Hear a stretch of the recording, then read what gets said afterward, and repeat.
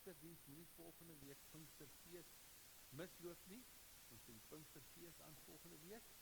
En die tieners en jong volwassenes van die Easterkerk, hulle gaan vir ons kom terugvoer gee van wat die Here daar kom doen het tydens die Easterkerk. Dit is ongelooflik wat die Here in hulle lewens gedoen het. Ons het 'n mooi video wat vir julle gaan wys. So moet dit nie misloop nie, kom ondersteun hulle ook daarvoor. OK, ek dink ons is reg. Daarna het hy hulle uit die stad uitgelei tot by Betanië. Daar het hy sy hande opgehef en hulle geseën. Terwyl hy hulle seën, het hy van hulle af weggegaan en is hy in die hemel opgeneem. Vriende, genade vir julle en vrede van God deur Christus Jesus ons Here. Goeiemôre en baie welkom ook aan die wat ingeskakel is aanlyn. Dit is lekker om julle ook deel van die diens te hê. Ons is opgewonde oor ons Pinksterfees volgende naweek. En vandag voor Pinkster is daar iets anders wat gebeur. Ek wonder wie kan sê wat gewoon is. Wat gebeur gewoonlik voor Pinkster? Dis reg, Hemelvaartdiens. Of soos my seun toe hy jonk was, toe ons het altyd gebid as ons ry skool toe, dan na Monument Park toe. En dan vra ons hulle, wat is vandag? En my klein seun Loan, hy was nog jonk geweest. Hy sê dis opstygdag. En sy neefie het gesê dis Hemelvaderdag. So ons vier vandag Hemelvaart. En ja, dis interessant. Op Sondagoggend dan sal jy vir iemand vra, weet jy wat is vandag? Ja, ons het self nie altyd lekker geweet wanneer is wat is volgende week, is Pinkster, nee. En eintlik het Hemelvaart Donderdag gewees. Maar ons vier hom baie keer vandag, maar baie keer kan mense nie altyd die koneksies maak nie en ons onthou Kersfees en ons onthou Paasfees, maar ons vergeet baie keer Hemelvaart. En dit is eintlik 'n baie belangrike dag en dis waar ons vandag gaan praat, is die belangrikheid van Hemelvaartdag. In die Christen kalender is dit ongelooflik belangrik. Want sonder Hemelvaart sal ons geloof onvolmaak gewees het. Dit is nie die einde van die Paasverhaal nie, dit is eintlik die begin van 'n nuwe hoofstuk. Jy sien, Hemelvaartdag het 40 dae plaasgevind na Paasfees gevier is. Handelinge 1:3 sê dit vir ons ook, dat Jesus het 'n aantal keer aan sy disippels verskyn. En dit val gewoonlik op die donderdag, en dit is nie net 'n tradisie in die kerklike kalender nie. Net om ons te herinner, dit is 'n dissipline wat ons eintlik moet volg. Net soos in die Ou Testament, die Israeliete het Pasga gevier, om nie te vergeet dat hulle gered is nie, uit slawerny nie, vier ons Hemelvaart om nie te vergeet wie regeer. Want dis die fokus eintlik daarvan. Het is baie maklik om in hierdie wêreld wat vol nuus is en sosiale media en afleidings om van dit te vergeet. Maar dit is goed om net weer stil te staan en net te onthou waar is ons, wat is die betekenis daarvan, want Hemelvaart staan tussen Paasfees en Pinkster. Dis die brug tussen Paasfees en die kruisiging, die opstanding van Jesus. En voor die Heilige Gees uitgestort is, was daar Hemelvaart geweest. Dis die brug wat die twee aan mekaar verbind. Sien, sonder Hemelvaart het ons 'n opgestane Jesus gehad, maar nie 'n regerende Jesus nie. Dis die verskil. Sonder Hemelvaart het ons geen Pinkster gehad nie. Jesus moes gaan sodat die Heilige Gees kon kom. En dis wat ons vandag oor gaan praat, die belangrikheid van Hemelvaart. Nou, kom ons lees saam uit Handelinge 1 vers 6 tot 11 en Lukas 24 vers 50 tot 53.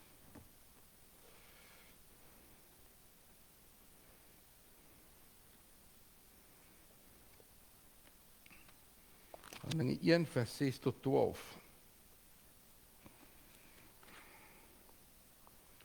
Toe hulle keer weer by mekaar was, het hulle vir Jesus gevra, Here, is dit nou die tyd dat u die koninkryk vir Israel weer gaan oprig? Hy het hulle geantwoord, dit is nie vir julle om die tyd en omstandighede te weet wat die Vader in sy eie mag bepaal het nie, maar julle sal krag ontvang wanneer die Heilige Gees oor julle kom. En julle sal my getuies wees in Jerusalem, sowel as in die hele Judea en in Samaria en tot in die uithoeke van die wêreld. Nadat hy dit gesê het, is hy opgeneem. Terwyl hulle dit sien, en 'n wolk het hom weggeneem, sodat hulle hom nie langer kon sien nie. Terwyl hy weggaan en hulle nog stip na die hemel kyk, het daar skielik 2 mans in wit klere by hulle gestaan. Die sê toe vir hulle, Galileërs, waarom staan julle so na die hemel en kyk?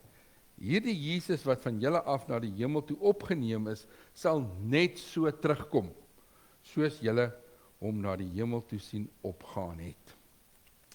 En dan lees ons ook uit Lukas 24, vers 50 tot 53. Daarna het hy hulle uit die stad uitgelei tot by Betanië. Daar het hy sy hande opgehef en hulle geseën. Terwyl hy hulle seën, het hy van hulle af weggegaan en is hy in die hemel opgeneem. Hulle het hom aanbid en met groot blydskap na Jerusalem toe teruggegaan. Daar het hulle die hele tyd by die tempel gebly en God geprys.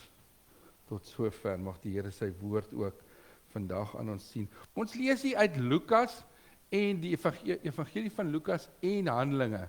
En wie kan vir my sê wie het daai 2 boeke geskryf?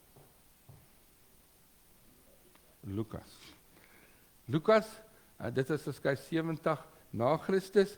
Hy was 'n geleerde, hy was 'n dokter gewees en albei van hulle vorm 'n eenheid. Interessant genoeg, hulle sê die hoeveelheid bladsye vervat in die evangelie van Lukas en in Handelinge is die meeste in die Nuwe Testament. So hy het die grootste gedeelte van die Nuwe Testament geskryf. Nou hy het eers die evangelie geskryf en in Handelinge 1 vers 1 sê dit, my eerste boek Theophilus het ek geskryf oor alles wat Jesus gedoen en geleer het van die begin af tot op die dag van sy hemelvaart. So die evangelie het hy geskryf oor die lewe van Jesus. En toe intussen dit was hemelvaart gewees. En toe daarna, toe skryf hy oor die wat het als gebeur na Jesus opgevaar het hemel toe en die begin van die eerste gemeente en die werk van die Heilige Gees wat gevolg het. So ons gaan vandag bietjie kyk na verskillende aspekte. Ons gaan kyk na die nuwe hoop wat beklemtoon word. Die belangrikheid van hemelvaart gaan oor die nuwe hoop wat beklemtoon word. Tweedens gaan ons kyk na die koms van die Heilige Gees. Hoe hemelvaart eintlik 'n brug gebou het tussen toe Jesus opgestaan het uit die dood en die koms van die Heilige Gees. En dan laastens, dan gaan ons kyk na die bevestiging van die belofte van Jesus se wederkoms. Jesus se wederkoms wat bevestig is.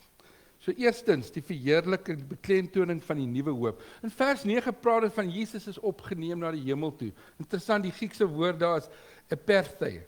Dit beteken letterlik, is opgeneem. Dis nie, hy het fisies as 'n mens opgegaan nie, hy's opgeneem deur sy hemelse Vader. Dan praat van 'n wolk, dit was simbolies van goddelike teenwoordigheid gewees. In die Ou Testament, Exodus praat van, daar was 'n dag, 'n wolkkolom in die woestyn met die Israeliete gewees. In 1 Konings 8 praat van die inwyding van die tempel, dat die huis van die Here was gevul met die magtige teenwoordigheid. So die wolk was hierdie uitspraak van die teenwoordigheid, die openbaring van die teenwoordigheid van God. So dis nie maar net daar, Jesus is weg nie. Dis letterlik, God het hom kom haal, en dit was nie 'n gewone wolk, dit was 'n simbool van die teenwoordigheid van God. Nou eerstens, hoekom is dit so belangrik?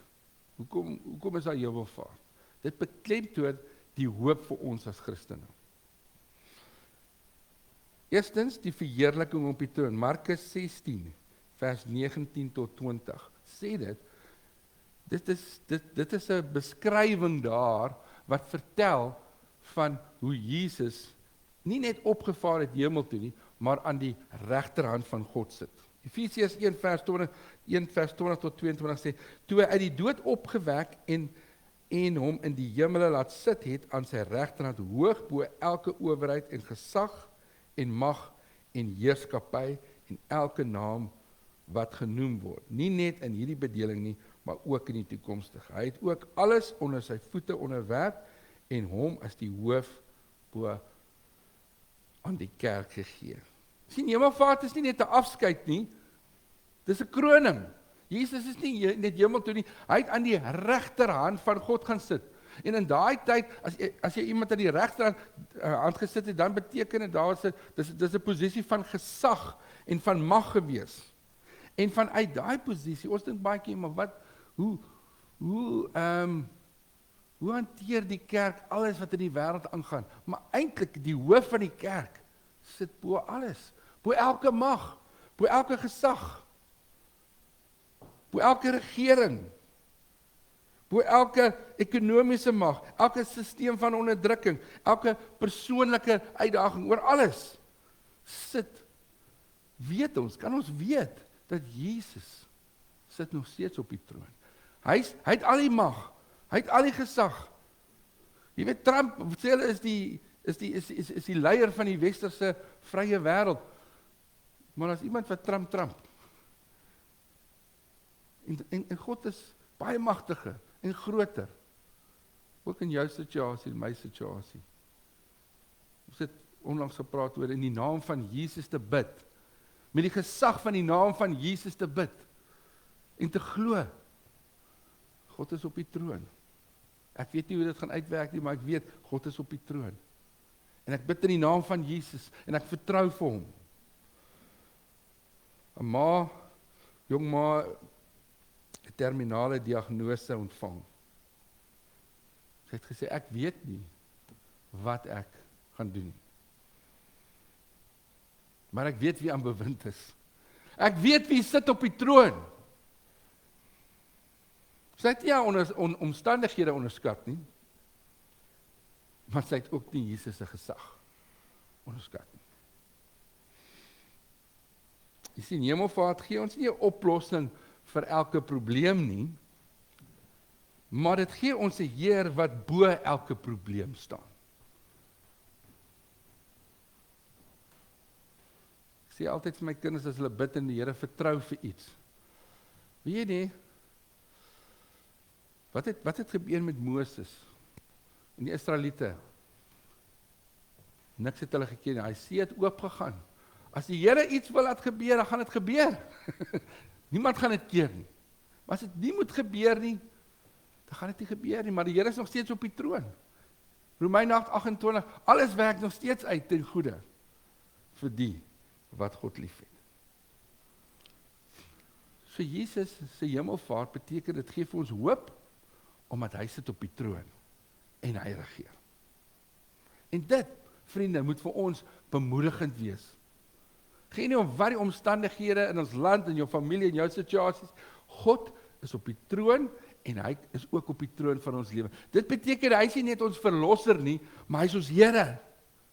Ons ken die koning van konings, die almagtige God. Hy is hemel toe en hy sit op die troon waar hy regeer.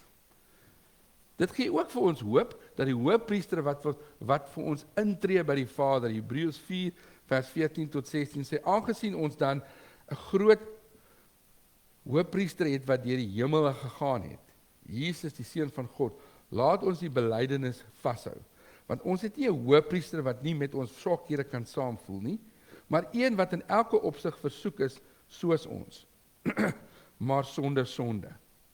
Leef ons dan met vrymoedigheid na die troon van genade gaan, sodat ons barmhartigheid kan ontvang, om genade vind om die regte tyd te help.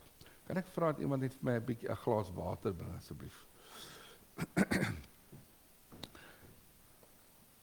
Vriende, Jesus is nie net hemel toe nie. Nou is hy weg nie. Hy het die hemelse heilige binne gegaan met sy eie bloed wat hy gestort het. Hy is ons hoëpriester. Net soos in die Ou Testament, hoëpriester in die Allerheiligste gegaan. En dan het hy gebid vir die volk, vir hulle sondes en vir hulle welbehae. En Jesus het in die heilige van heiliges ingegaan. En hy bid, en hy tree in vir my en vir jou. Wat beteken dit vir ons? Dis nie maar net hy's daar nie. Ons gebede bereik die Vader nie net as 'n blote klank nie. As jy nou bid en jy vra vir die Here iets, dan sit jy maar net, ek bid nou maar en ek weet nou nie wat met daai gebed gaan gebeur nie. Nee, dit gaan reguit deur die Seun Jesus, deur sy wonde, deur sy pleitbesorging na die Vader toe. En hy pleit vir my en jou by die Vader. Dankie.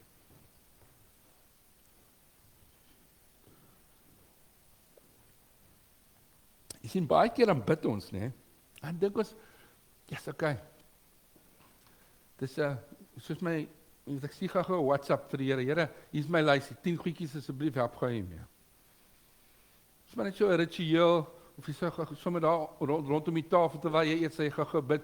Maar jy weet nie wat regtig 'n verskil maak nie. Dit raak net soos 'n ritueel en soos 'n tradisie. Maar vriende, as jy bid en ek bid, dan is dit ongelooflik kragtig. Maar Hebreërs 4 vers 16 sê ons kan met vrymoedigheid na die troon toe kom. Hoekom? Want Jesus is ons voorspraak.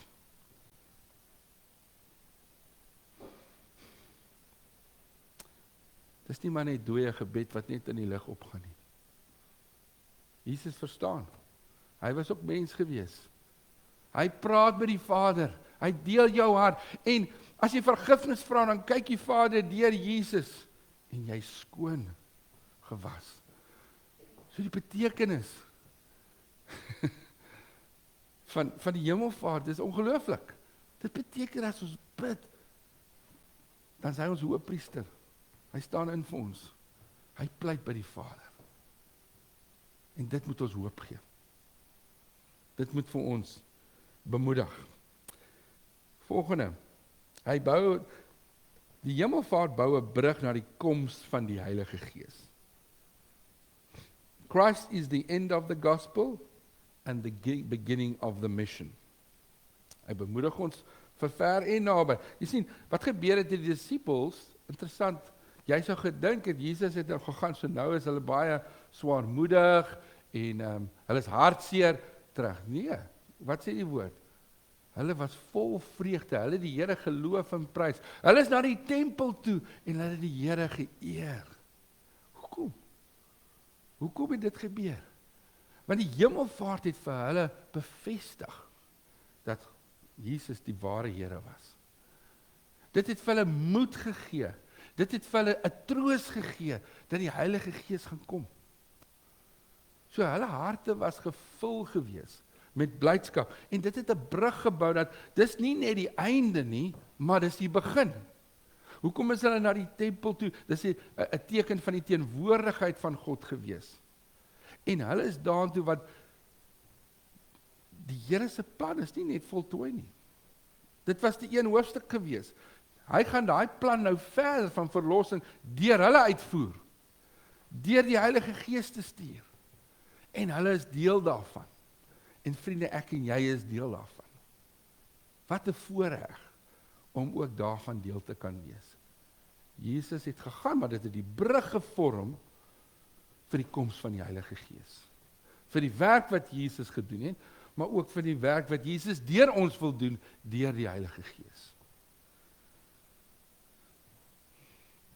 Dis ook daar om ons te bemagtig. Hy sê, julle sal krag ontvang, as die Heilige Gees oor julle kom. En julle sal my getuies wees waar, naby en ver, Jerusalem, Judea, Samaria en die uithoeke van die aarde. Dis hoekom ons het nou onlangs die deel Jesus evangelisasie reeks gegaan, waar ons vir mekaar gesê het, om Jesus te deel, dis nie 'n gedagte nie, dis 'n opdrag. En hoe doen ons dit? Ons is baie keer so versigtig en bang daarvoor, maar hy wil ons leer, deur sy Heilige Gees, hoe om met vrymoedigheid te praat oor Jesus, en jou storie te deel, en God se storie te deel.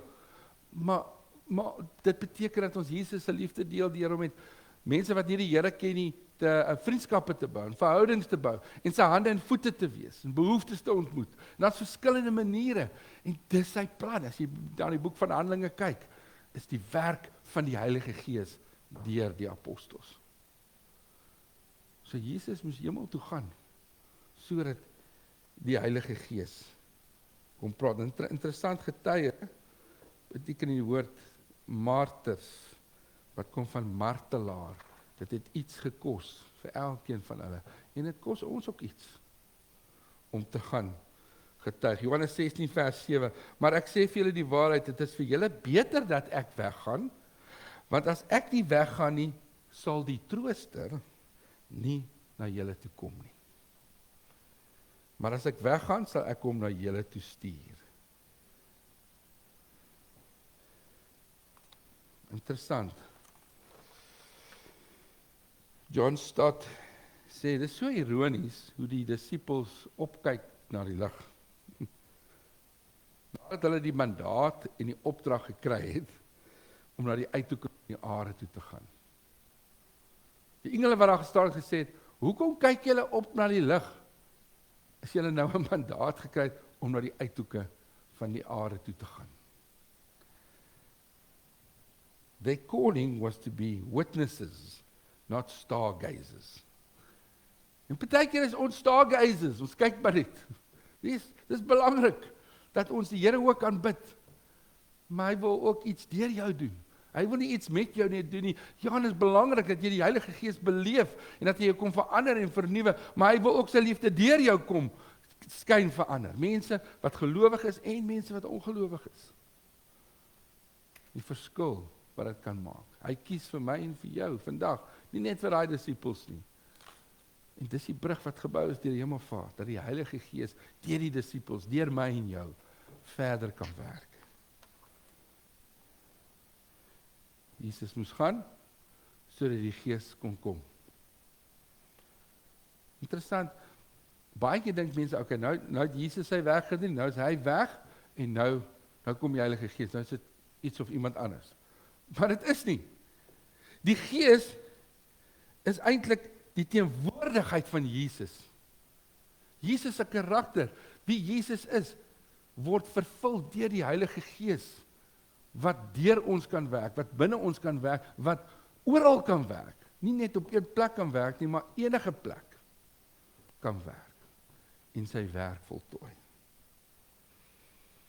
En na Hemelvaart is hy teenwoordig deur sy Gees by elke gelowige in elke stad, op elke vasteland, op elke tydstip.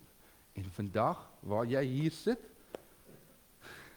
in Auckland, op die North Shore, lang by college, is die Heilige Gees by my en by jou. En die Hemelvaart het dit moontlik gemaak, en wil hy deur jou werk.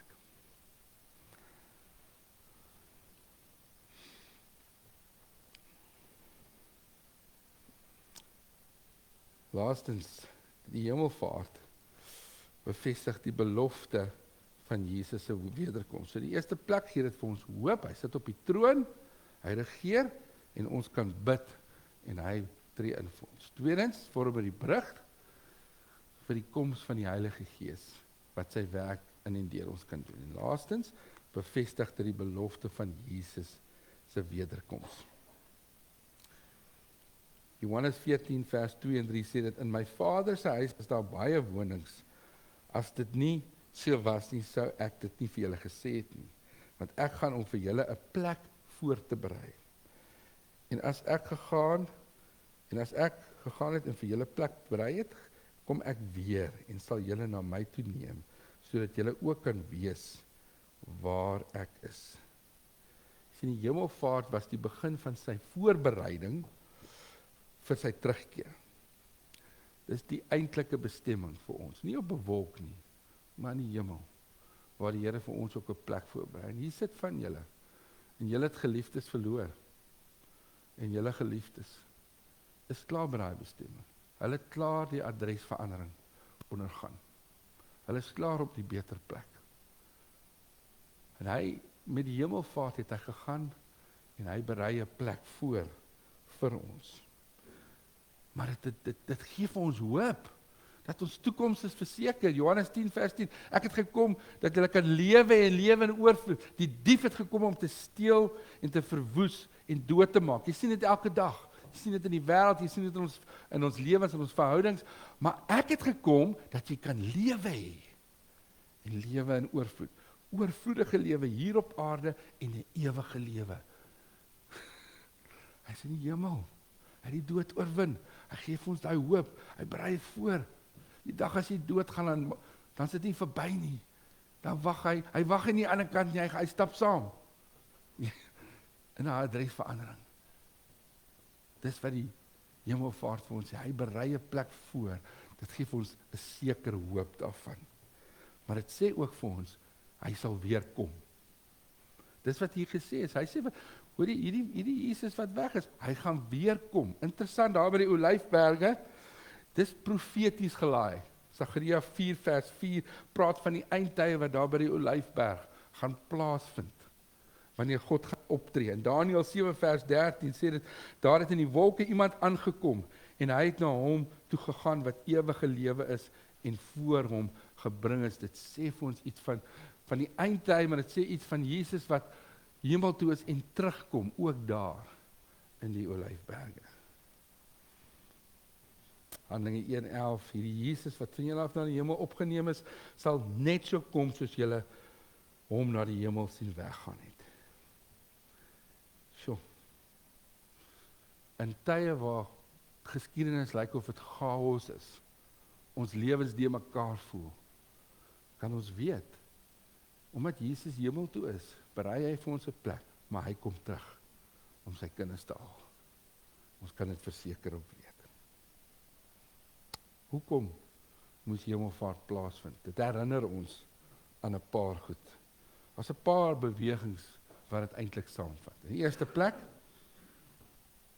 herinner dit ons om op te kyk. Kyk op na wat? Dat Jesus sit op die troon en hy regeer. Hy het nie net gesterf vir ons sondes aan die kruis nie, wat ongelooflik belangrik was om in 'n verhouding met hom te tree nie. Hy het nie net die dood oorwin en opgestaan uit die dood nie, maar hy sit aan die regterhand van God en hy regeer en elke knie sal buig en verklaar dat hy die Here is. So as dinge weer te moeilik raak in my en jou lewe of by die werk of in die land, dan sê jy vir mekaar, dan sê ons vir mekaar, elke knie sal buig. Want hy sit op die troon. En net so kan ons in Jesus naam bid, dat hy sal regeer in ons lewens. En, hy is die hoëpriester, hy tree in vir ons, ons kyk op na hom, ons bid, asseblief Here, kom help in hierdie situasie met my kind, en my werk, en hy tree in vir ons, Here vergewe my, hy tree in vir ons. Dan, kom naby, dis presies dit, ons bid en ons vra die Here, dit gee vir ons dit maak gebed 'n realiteit, 'n kragtige werklikheid. Dan kyk ons na binne, want dit sê vir ons die Heilige Gees. Dit herinner ons van die belofte van die Heilige Gees. Dieselfde krag wat Jesus uit die dood laat opstaan het, leef vandag in my en in jou. Hy is ons trooster, hy is ons bemoediger, hy is ons bemagtiger. Hy het 'n werk wat hy wil doen. Nie net in ons nie, maar deur ons. En dit is draai om. Kyk dan die mense om ons. Om hulle te bedien. Mense wat die Here ken, maar mense ook wat nie die Here ken nie. En dan kyk ons vorentoe. So ons kyk op. Ons kom naby die Here. Ons kyk na binne. Ons draai om. En ons kyk vorentoe. Jesus berei 'n plek vir ons en hy kom weer om sy kinders te haal. Ons bid saam.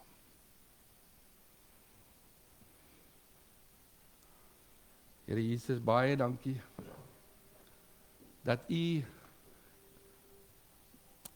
die hemelse heerlikheid gelos het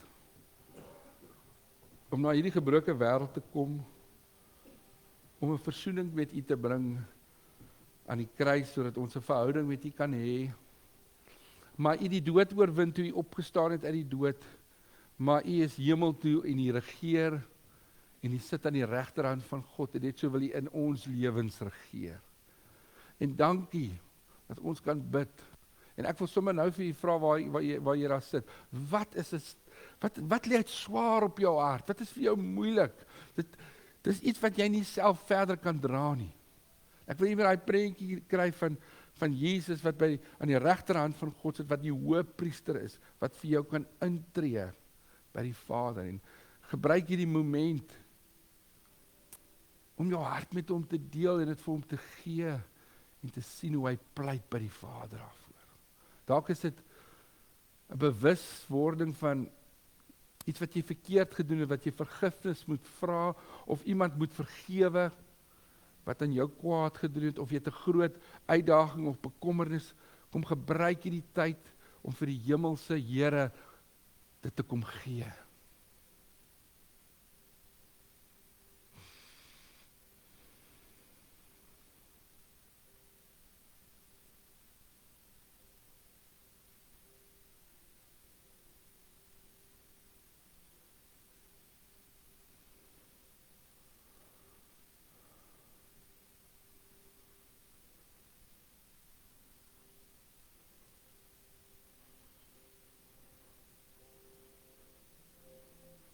En die Here wil vir jou vanoggend sê, hy sê, tot my nader sal ek tot jou nader. Want ek het die Heilige Gees vir jou gegee. Dat die Heilige Gees nou sy vrede, sy vertroosting oor jou hart en lewe laat spoel.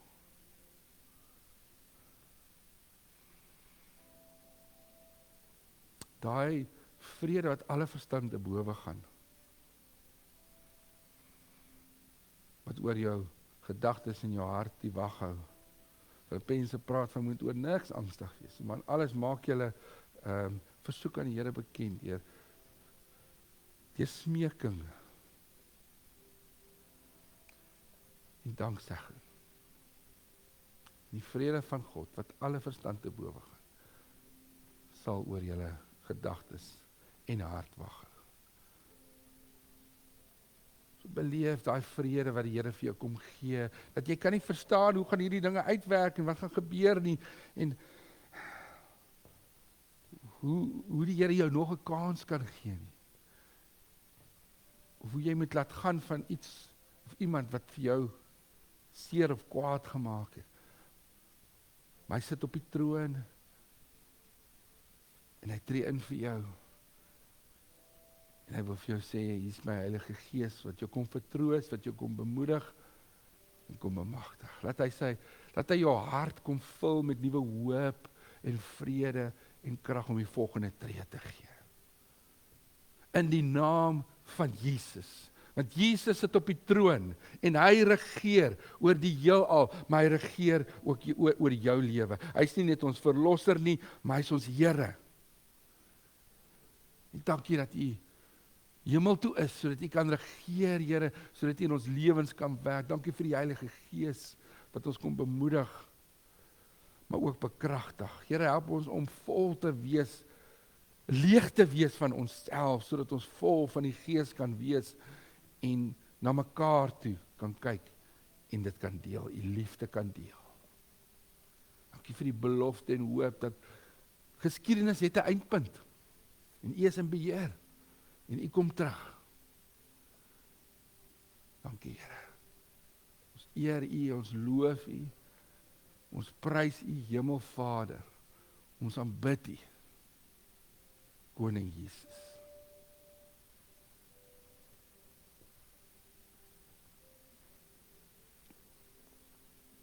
Ons sing die laaste lied saam. Dankie.